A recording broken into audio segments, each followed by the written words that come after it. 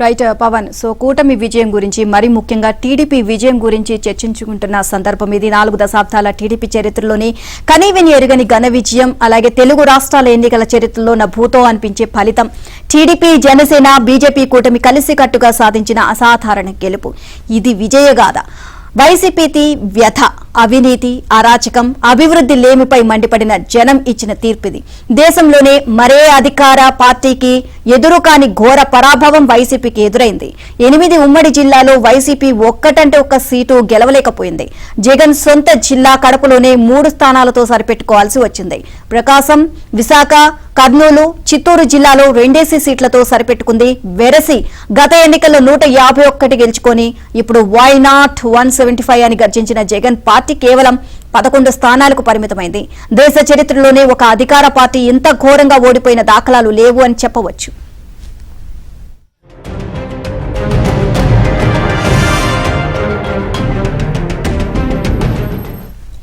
గత ఎన్నికల్లో టీడీపీ కేవలం 23 స్థానాల్లో నెగ్గింది.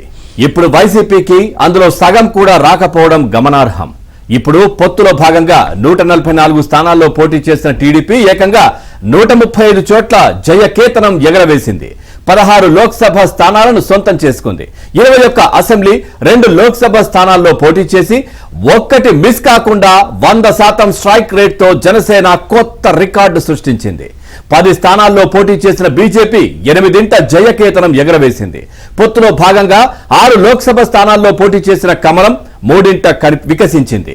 ఈ ప్రాంతం ఆ ప్రాంతం అని తేడా లేకుండా శ్రీకాకుళం నుంచి చిత్తూరు దాకా కూటమి విజయ దుందుబి మోగించింది. 2019 ఎన్నికల ముఖ చిత్రం తిరగబడింది. అప్పట్లో ఉత్తరాంధ్రలోని 32 స్థానాల్లో 28 చోట్ల గెలిచిన వైసీపీ బలం ఇప్పుడు ఏకంగా 2కు పడిపోయింది. కోస్తాలో వైసీపీ గెలిచిన స్థానాల సంఖ్య 74 నుంచి 2కు దిగజారింది. సీమలో మేమే సింహాలమని గొప్పలు చెప్పుకునే వైసీపీకి అక్కడ చుక్కెదురైంది. ఇక రాయలసీమలోని 52 స్థానాల్లో వైసీపీకి దక్కిన సీట్లు కేవలం 7.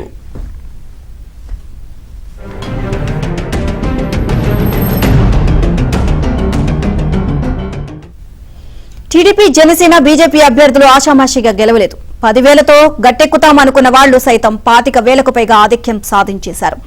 ఎంపీ అభ్యర్థులు 1,00,000, 2 లక్షల మెజారిటీ కొట్టేశారు. మరోవైపు పులివెందుల్లో జగన్ ఆధిక్యం భారీగా పడిపోయింది.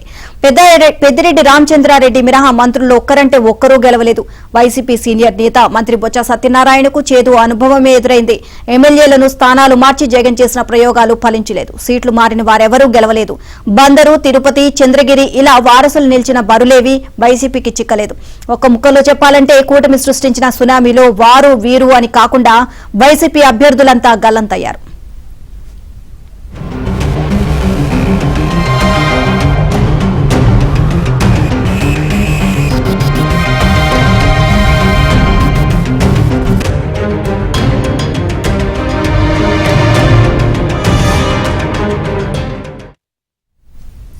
ఇక టీడీపీ ఆవిర్భావం నుంచి ఎన్నడూ చూడని స్థాయి విజయాన్ని అందుకుంది. 1983లో టీడీపీ 294 స్థానాలకు గాను 202 కైవసం చేసుకుంది.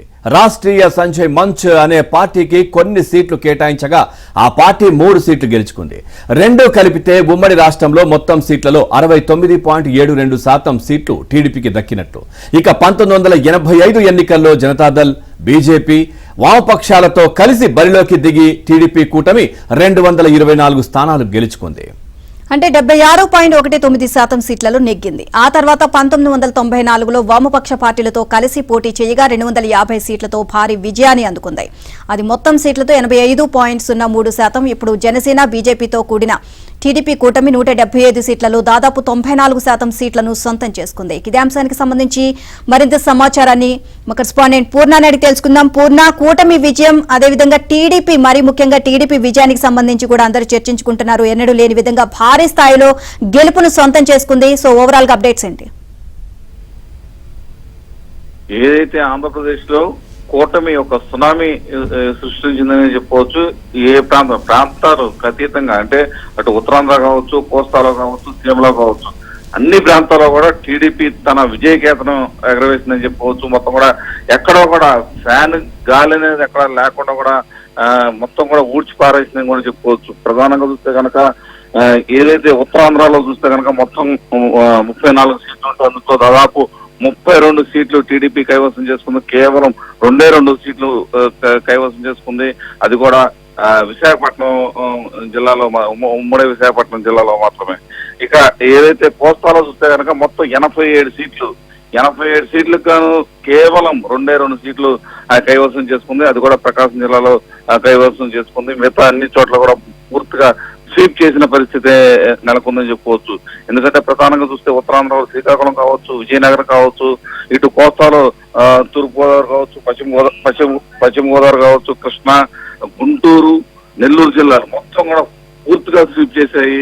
ఇక వైసీపీకి పట్టున్న రాయలసీమ ప్రాంతంలో కూడా ఈసారి ఈ టీడీపీ తన సత్తాని చాటుకున్న అంటంలో ఎటువంటి అతిశక్తి లేదు. ఎందుకంటే అనంతపురంలో మొత్తం కూడా పూర్తిగా స్వీప్ చేసిన పరిస్థితి నెలకొందని చెప్పుకోవచ్చు. కేవలం 2 స్థానాలు వైసీపీకి వచ్చిందని చెప్పుకోవచ్చు. మొత్తం ఓవరాల్ గా చూస్తే కనుక రాయలసీమలో మొత్తము 46 స్థానాలు టీడీపీ కైవసం చేస్తే కేవలం 7 స్థానాలు మాత్రమే వైసీపీ కైవసం చేసుకుంది. ఓవరాల్ మొత్తం రాష్ట్ర వ్యాప్తంగా అన్ని ప్రాంతాల్లో అక్కడ ప్రాంతాలకు అతీతంగా మొత్తం కూడా కూటమి సభ్యులు మొత్తం కూడా విజయం సాధించారని చెప్పుకోవచ్చు. ప్రధానంగా చూస్తే కనుక ఏదైతే ఈ జగన్ ప్రభుత్వం తీసుకున్న ప్రజా వ్యతిరేక నిర్ణయాల్ని ఎక్కడా కూడా ప్రజలు జీర్ణించుకోలేని పరిస్థితి ఏర్పడింది. ఎందుకంటే అందరి మీద కూడా, అంటే గత కొంతకాలంగా 4 సంవత్సరాల నుంచి దాదాపుగా అందరి మీద పెను భారాలు పడ్డాయి. ఆ భారాలన్నింటినీ కూడా ఇప్పుడు భరిస్తూ వచ్చారు. ఇక శాంతి భద్రతల విషయంలో చూస్తే కనుక పూర్తిగా వైఫల్యం చెందిందని చెప్పుకోవచ్చు. అన్ని చోట్ల పార్టీలకు అతీతంగా అందరి మీద కూడా దాడులు చేసిన పరిస్థితి నెలకొందని చెప్పుకోవచ్చు. ఎందుకంటే అక్కడ వర్గాలు, అంటే వాళ్ళు ఈ అన్ని వర్గాలకు చెందిన వారి మీద కూడా దాడులు చేపడిన నేపథ్యంలోనే ఇటువంటి గుణపాఠం వైసీపీకి ఎదురైందని చెప్పుకోవచ్చు. ఎందుకంటే మొత్తం కూడా రాష్ట్ర వ్యాప్తంగా పూర్తిగా కూటమి స్వీప్ చేసిందనే చెప్పుకోవచ్చు. ఎందుకంటే దాదాపు 40 సంవత్సరాల తర్వాత టీడీపీకి భారీ విజయం అని కూడా ఇది నమోదు చేసుకున్న పరిస్థితి నెలకొంది. మొత్తం టీడీపీ, జనసేన, బీజేపీ శ్రేణిలో వాళ్ళు పూర్తి జోష్లో ఉన్నారు.